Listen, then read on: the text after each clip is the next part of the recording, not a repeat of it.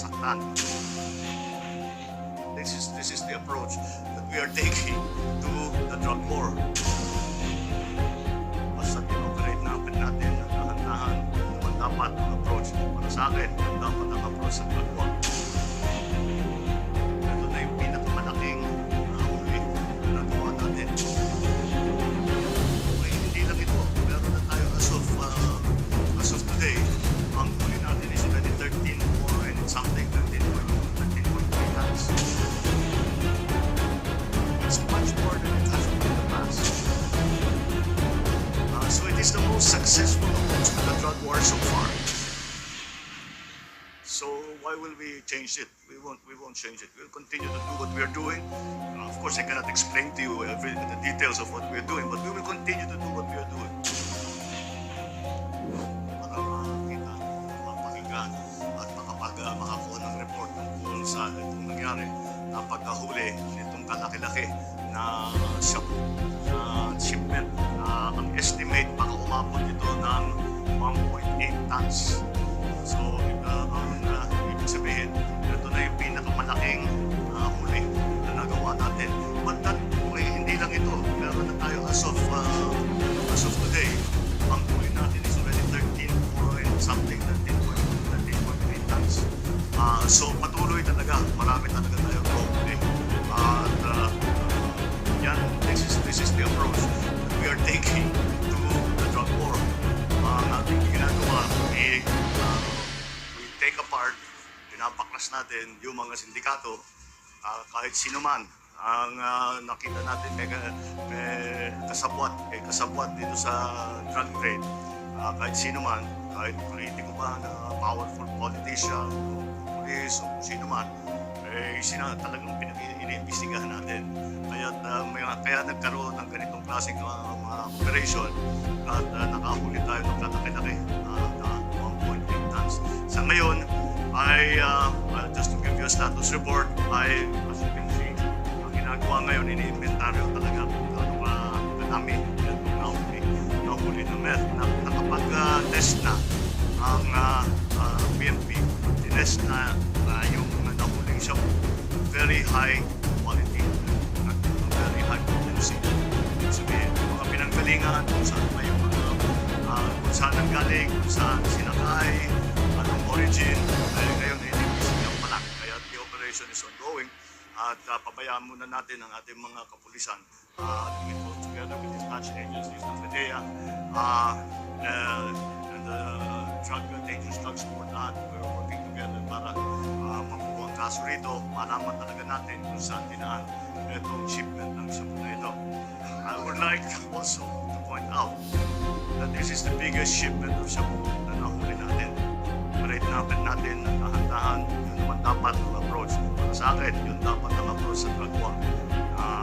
Ang pinaka-importante is matigil natin ang pag-ship ng mga drugs sa bangkaso sa Pilipinas. Pero the one thing that's clear, pinasok ito hindi galing dito sa Pilipinas. Hindi ito rinuto dito sa Pilipinas, galing dito sa Pilipinas. Ngayon yung ruta kung saan nanggaling yun, ngayon yung pinag-aaralan na natin. Alright? Okay. Any questions?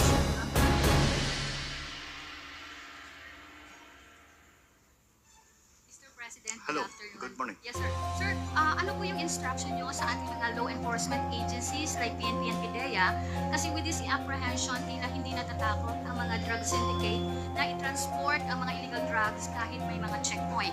Babala nyo na lang din po sa mga drug syndicate na hindi tumitigil sa kanilang illegal drug activity sa bansa. Well, kailangan rin maintindihan ang mga drug syndicate, pagka nahulihan, parang cost of doing business din yan. Nakakasama na yung kalkulasyon nila. Once in a while, mahuhuli tayo. So, yan, pero malaki po. So, tuloy-tuloy na, we cannot instigate. There is no tinatawag na one single answer.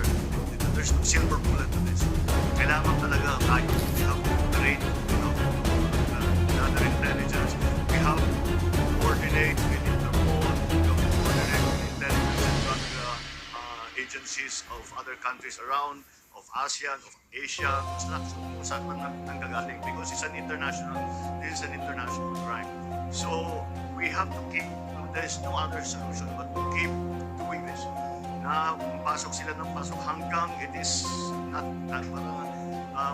Napakahirap magpasok ng drugs sa Pilipinas. Huwag na natin gawin. Madali natin sa ibang lugar. That is a situation that we are hoping to achieve. Pero the only way to get that is to continue to prosecute the drug war. But well within so that the cases can be filed and the syndicates can be identified.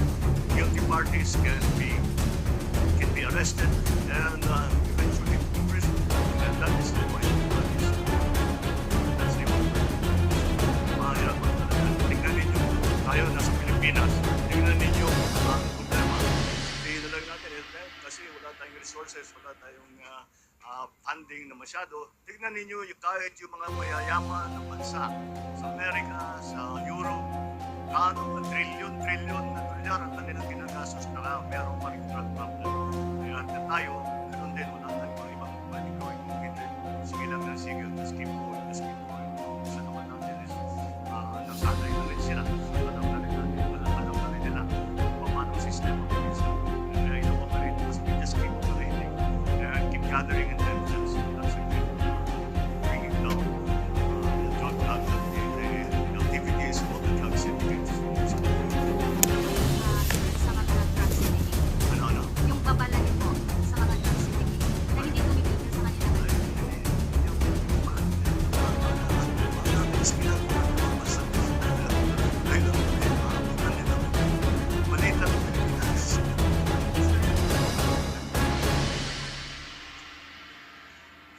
Good morning, Mr. President. Sir, what's your will the government po change tactics in this government war on drugs following this incident? And are you alarmed by this biggest drug war in the country?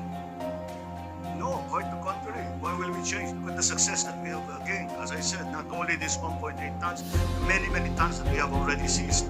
So it's much more than it has been in the past. So it is the most successful approach to the drug war so far.